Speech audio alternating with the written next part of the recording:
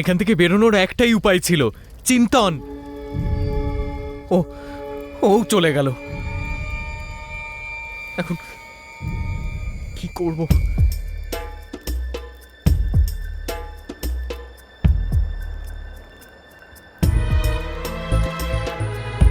পুরো নিশ্চয়ই কোনো পথ বের করবে। হ্যাঁ হ্যাঁ, পথ পথ পাওয়া যাবে। ও ঠিক পথ বের করবে।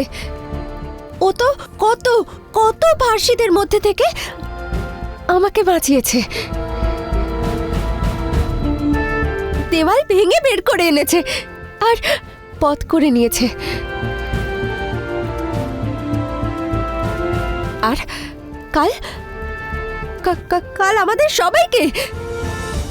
সবাইকে এখান থেকে বের করে নিয়ে যাবে। হ্যাঁ।